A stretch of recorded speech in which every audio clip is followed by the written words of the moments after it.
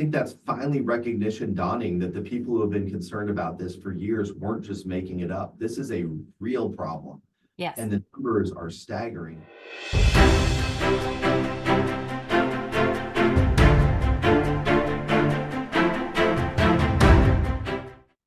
Hello, my fellow patriots. I'm Kelly Jackson, reporter for the Tennessee Conservative, the state's largest conservative news alternative. Today, I am joined by Tennessee Attorney General Jonathan Skrmetti. How are you today, Attorney General? How should I address you? Attorney General's fine, I guess. I'm good. We're still thawing out a little bit. There's been a lot of snow everywhere, and I have some very excited children who have been, keeping me very busy in the snow over the weekend. Yes, sir. Yes, sir. I have teenagers, but yes, I am very anxious for them to rejoin their classmates in school tomorrow. So I feel you. So I just wanted, for those who weren't aware, because you're pretty relatively recently appointed, for those who aren't aware, I just want to give a little bit of background. You were sworn into an 8-year term back in September of 2022. You served as Governor Lee's chief counsel. Before that, you spent 10 years as a federal prosecutor, prosecuting like sex traffickers and corrupt government officials, which is all amazing stuff. And then before that, it looks as though you worked at the Memphis firm for Butler and Snow.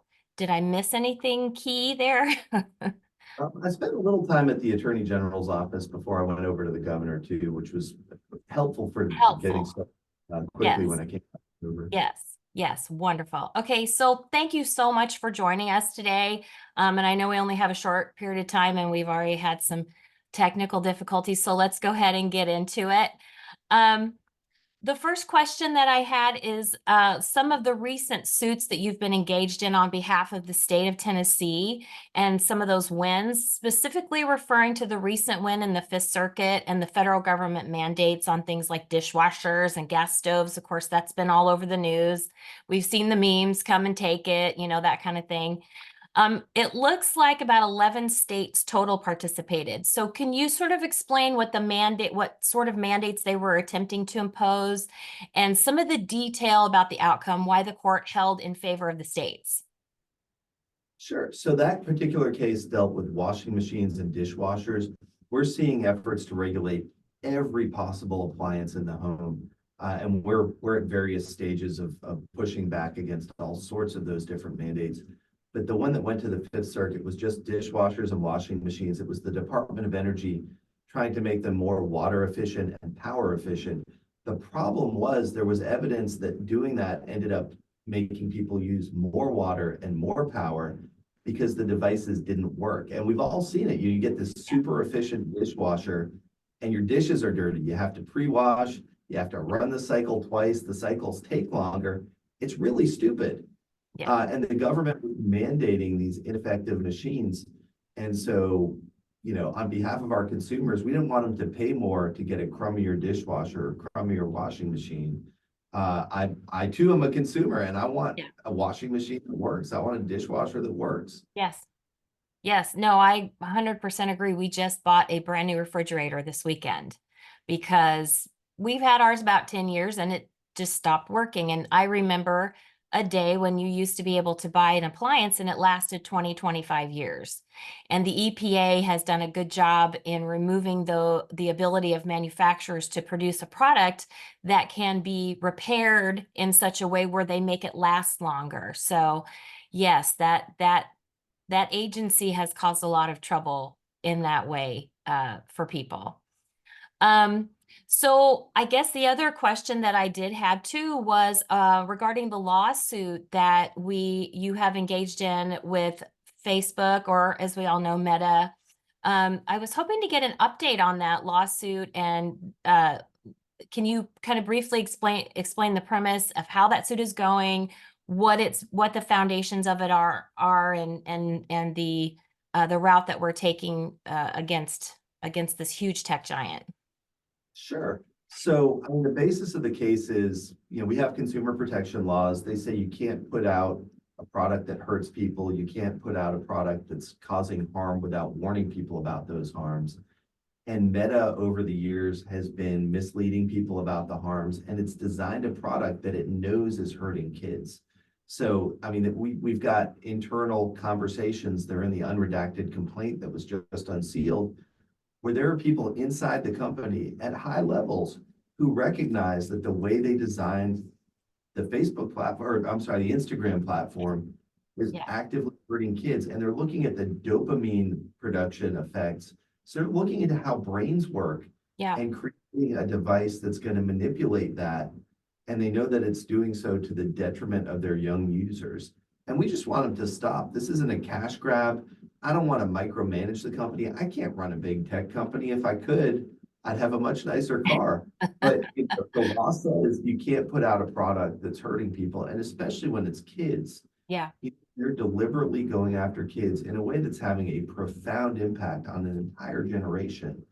I Yes. got the authority to make them stop, and I'm going to use it. And I'm working with every other AG in the country on this. Would that be sort of related to the other lawsuits that are going on in states with websites like Pornhub? I know that they're pulling out of some states that are requiring an age, like putting an age restriction on the website. So are we engaged in things like that as well, against those kinds of lawsuits, those companies? So I can't talk about attorney-client privilege communications with Yeah. various events I have in the state government. Yes. I think it's been publicly reported that there are people in Tennessee that are looking at that. And so far, it has been fierce First Amendment fighting. And in Yes. some courts, the porn companies have lost. In some they've won. If the fight comes to Tennessee, we will litigate that very aggressively. So it's just a matter of letting the legislature pass laws, the governor sign them. And if it comes to that, we're fully prepared for that fight. That's great. Yeah. It just seems like when there are laws that are created in our legislature, these companies, they also have a fleet of attorneys at their disposal to try and help circumvent the laws at every state. And it seems like Pornhub has just sort of decided, you know what, just the states that pass those laws, we're just going to pull out and not operate in those states. And that would be a fantastic thing for Tennessee for certain. Some of the other questions that I had, and these might be a little meatier, and I don't know, how deep we can get into this in our short time that we have. But one of the issues that's been very important to our readers specifically has been the issue regarding what has been aptly characterized as an invasion at our southern border, and how that has affected so many states, including Tennessee, and Tennessee not even being a border state. But I guess with what's going on at our border, essentially every state becomes a border state. So there are a couple of parts to this. The first part that I have, and what I might do is just pose it to you all in one question, and then you can address it how you would like to, is, for example, first of all, the well-known precedent, the Plyler v. Doe precedent, that basically, I know I'm putting this, probably oversimplifying it, but it basically states that illegal immigrant children would have the right to things like a public education by virtue of the fact that they're human and that they made it across the border into the country. Like I said, I could be oversimplifying. But then the issue becomes important when you're making decisions about things like school choice, like we are currently in our state, as other states have done recently. And you find out that because of precedents, like because of Plyler v. Doe specifically, the children of these illegal immigrants would also be funded under a voucher type system. I'm sure it would depend on the mechanisms as well, but is there an opportunity for states to file lawsuits against the federal government in an effort to overturn Plyler v. Doe in the same way that we eventually were able to overturn Roe? And then the second part of this question would be about state sovereignty and the states having the ability just to sue the federal government for just damages because they refuse to enforce the immigration laws and the things that have occurred in our state. Our publication specifically has reported on incidences against Tennesseans, murder, child rape, those kinds of things. I just saw a post on X today about a woman who's suing the federal government because her autistic daughter was raped and murdered by an MS-13 gang member. So would that be a realistic endeavor for any red state AG, like yourself or even Ken Paxton? We've seen this happening all over the country, to sue the federal government for damages because they won't enforce our immigration laws. So let me try to unpack that a little bit. We've got a little time. This is an incredibly important issue. This might be the most important issue out there. Yeah. I mean, when you're seeing Democratic mayors, when you're seeing Senator Fetterman come out and say this is a huge problem, I think that's finally recognition dawning that the people who have been concerned about this for years weren't just making it up. This is a real problem. Yes. And the numbers are staggering. This is something the Republican AGs talk about literally every time we get together. Yeah. And we have been trying to come up with ways to address it. You see a lot of litigation. Right now, we're in litigation here in Tennessee with the Department of Homeland Security, just trying to get information out of them to figure out what potential basis there might be to move forward. And we're litigating over some Freedom of Information Act requests. We have successfully fought back against some regulatory programs that create visa or visa type programs, because that's federal overreach where it's not authorized. But the fundamental legal problem we have with border security is we're not talking about federal overreach, we're talking about federal underreach. Yeah. And the legal tools to address that are much fewer. The courts have said, and there was a Texas case at the Supreme Court last year, the courts have said the extent to which the federal government enforces this stuff is political decision by the executive branch, and the courts aren't going to second guess it. It's called the political question doctrine. And so ultimately the solution might have to be either an election or impeachment. And I know there's a House committee, Representative Green is chairing it, looking at impeachment of the Secretary of Homeland Security right now. And I think you're seeing that gain steam in part because there's really no other mechanism that we've been able to find to address the problem. Now, Plyler versus Doe is out there. It's been there for a long time. Yes. I think when the court reached that decision, it was a much, much different situation. Yes. Not have the same volume, and it was possible for local governments to absorb those costs in a way that in most of the country wasn't a big deal. Now, legally, that shouldn't make a difference. Right. The law should be the law, but it was a different era on the Supreme Court back then, and they had a little bit more of a loose approach to constitutional interpretation. I don't know whether a suit against the federal government would be the right vehicle to look at Plyler. It might be us getting sued, or there may be another way to look at it. This is not the first conversation I've had about Plyler. A lot of people are aware of it. A lot of people are concerned about it. It is an impediment because one of the reasons people come here is because there are a lot of incentives once you get here. Yes. So at some point, we'll figure out a way to revisit it. I think we're probably going to reach that point soon. I don't know whether the court will reverse it or not. I think we have some really good arguments to make when the time comes, but it'll be a challenge to get those together. And we have to be strategic about how we build the case law up, and we've been working on that. But it has been frustrating. I mean, my dad, every time I see him, says, why haven't you filed the suit to solve the immigration problem? Nothing like your dad holding you accountable, even when you're the attorney general of the state.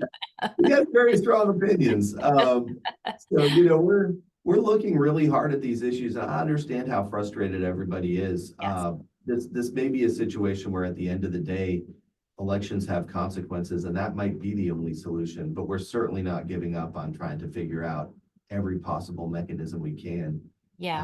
Things back. As far as the state sovereignty and damages issue, there are some immunity doctrines that I think will make that challenging.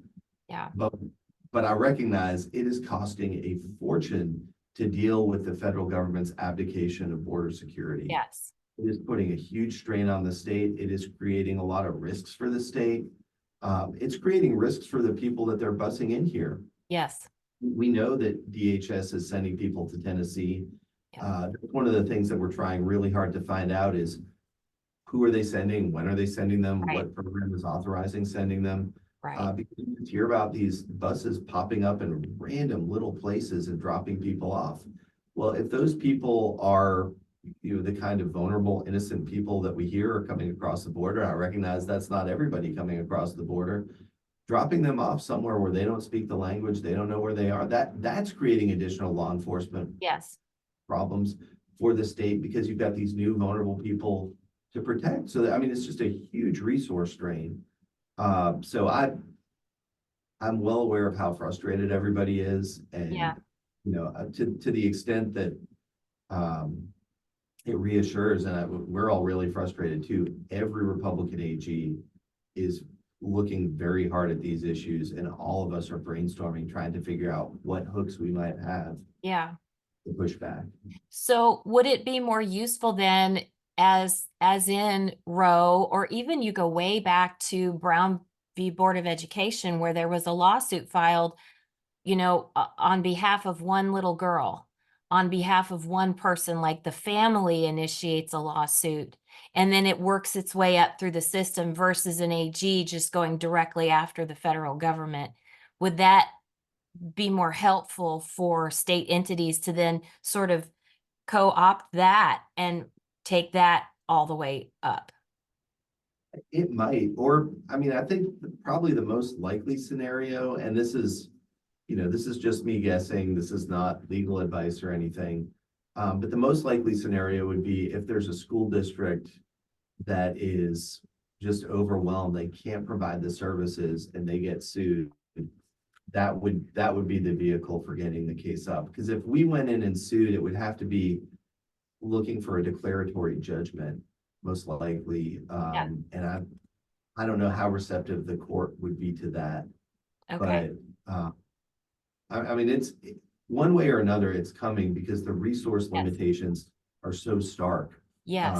And again, like this is where the solicitors general from the different AG offices have been really working very hard trying to figure out appropriate strategies. And you can see different cases where, one of us is trying to make something stick. Yeah. Frankly, not had a ton of luck yet. We've been nipping around the edges, but getting to the big questions has been tricky. Yeah. Yeah. So, yeah, that would be difficult to do. I guess the question then would be, could you say then definitively, I don't know if I should use the word definitively, but would then, because of the fact that the precedent is the precedent and there's no immediate remedy for addressing that, we'd have to work our way up to something like that. Could it be a fair statement to say then that any of the programs for school choice that are being offered in any of the states, regardless of the motivation for it, would sort of then be funding illegal immigration by proxy? I mean, I know that's a strong statement, but because of the fact that we're forced to fund people that shouldn't even be here, wouldn't that then perpetuate the issue even further? Would it be a better route to go to essentially utilize some kind of credit system through our taxes? Then that way we can ensure that it is only American citizens that are benefiting from something like school choice. I know it's a big question, but So I think the tax credit angle is interesting. I think the problem in Tennessee is we have such low tax. Exactly. I don't there. And, Which is that's a real great. blessing. Um, I think at the end of the day, regardless of how these kids are getting education, we're forced to pay for it. And so from my perspective, it doesn't, like having a new program that gives more flexibility to parents doesn't really implicate the immigration issue because either way, we're going to be paying for illegal immigrant education. And under Plyler, that's the courts will force us to do it until the Supreme Court says otherwise. Yes. So, I don't see school choice as especially implicating that issue. I think it's just out there universally. And I don't think we should let that dictate our education policy decisions because, we need an educated populace of American citizens so that we can govern ourselves effectively. Yeah. And if we have different opportunities for kids to learn, if some parents aren't comfortable with public schools and they want to have choices, Yeah. that's important, not just for those kids, but for the country. And there's a lot of evidence that public schools improve when they have competition too. I mean, it's what America is built on. When you Yes. have competition, everybody's better off. Yeah. I think the concern would be from a lot of groups would be that because of the fact that the money would be basically be coming from the government, that the standards would then be changed for public or for private and home schools, and thus becoming an extension of public schools, which is what people were trying to get away from in the first place. That's not a legal question. So let's get back to the legal questions. I don't want to get too far over my skis either, but yeah, I mean, I think Plyler is going to apply no matter what Yeah. context you're in, Yeah. sort of public. Yeah. Yeah. Well, the last question I would have, and this is completely not related to schools, but we have a little bit of time. So, and I know this is something our readers would be interested in understanding more about.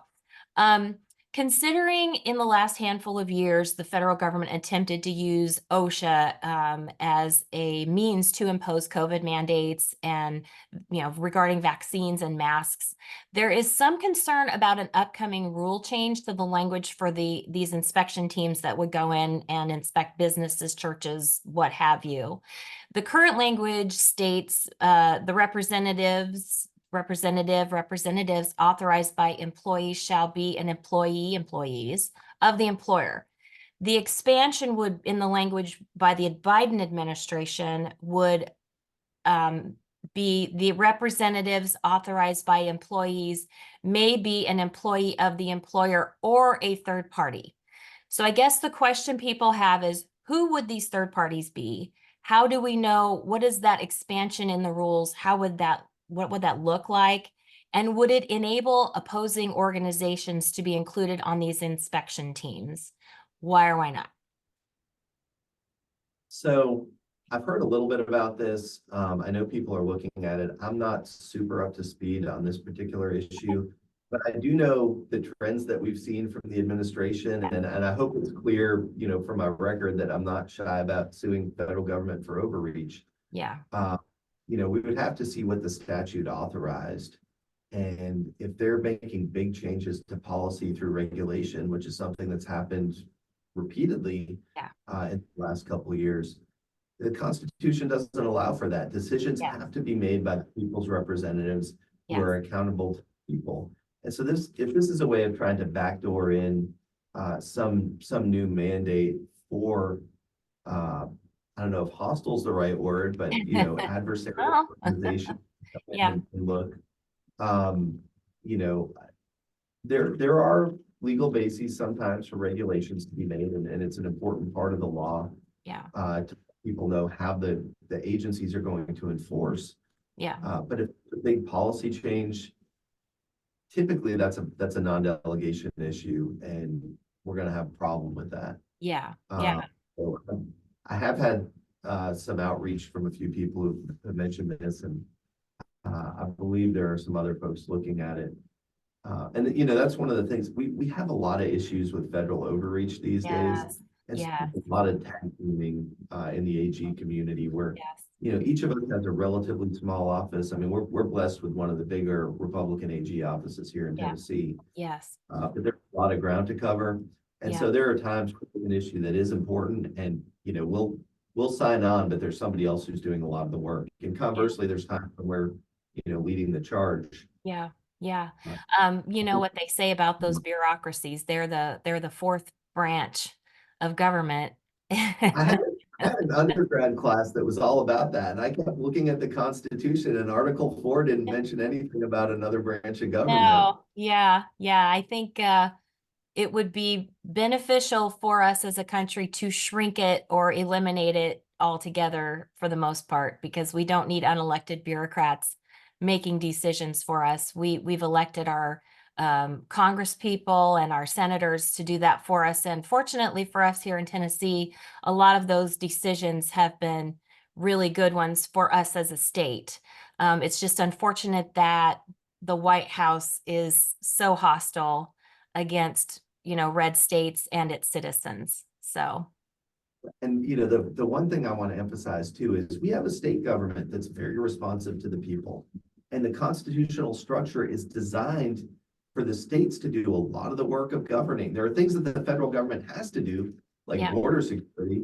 And the more they try to do all this other stuff, the worse they get at the jobs that they need to be doing, border security, national security. yeah, So we're really suffering for a federal government that's getting way too involved in issues that it shouldn't be bothered by. We have exactly. state governments that are fully capable of addressing a lot of this stuff. Yes, yes. And it has been, I personally have been in the trenches for about 3.5 years myself, ever since they pulled my children out of school and tried to put masks on them. So I've educated myself, and I feel like it's incumbent upon every single one of our citizens to get in there, get elbow deep, educate yourself, know which organizations are there for you to provide resources, and our state government officials like your office that are willing to talk to people like me, a citizen that's just trying to get out the information so that we all know exactly where we stand here as a state and who is willing to stand on the front and protect our rights as Tennesseans. So I can tell you, I really appreciate you. I really appreciate the fact that you were appointed in 2022, because I wasn't a huge fan of your predecessor. No disrespect to AG Slattery, but I feel like you've been very effective in the short period of time that you've been in your position. Well, thank you. He's a very reticent man, and he was fighting some really good fights. He started the Title IX fight. But I think there are a lot of fights to fight, and I've been blessed with a comms team that's been very aggressive about making sure everybody knows exactly what fights we're getting into, and there are Yeah. a lot of them. Yeah. But thank you very much. Tennessee is a great state. Yes. We need to make sure everybody here has the opportunity to flourish. Yes. Well, and we've got so many transplants coming in every day, all the time. I think everybody I talk to, half the people I speak to on the street, in the store. Yesterday, we bought a refrigerator from a nice gentleman who moved here 5 years ago from California. So I myself am a California native, so I know what a rhino looks like real well. And the people coming here, they're willing to go stand shoulder to shoulder with us here in Tennessee and do our best to preserve what we love best about our state. So thank you so much for being part of that. And we just appreciate you so much. And I appreciate you joining me today. Is there anything else you wanted to add before we go? No, I appreciate the chance to talk with you, and I appreciate you moving here. Yeah, I've got a new neighbor from California who recently moved in, and he moved here for all the right reasons. He really wants to be a Tennessean. He wants to raise his kids here, and that's the beauty of our federal system. Is if you're living somewhere that doesn't work for you, you Yes, can move to a state that aligns with your values, and Tennessee aligns with a whole lot of people's values. they do. It does indeed. Well, thank you so much for joining us today, AG Skrmetti. And just keep fighting the fight. And thank you so much for joining us. Thank you.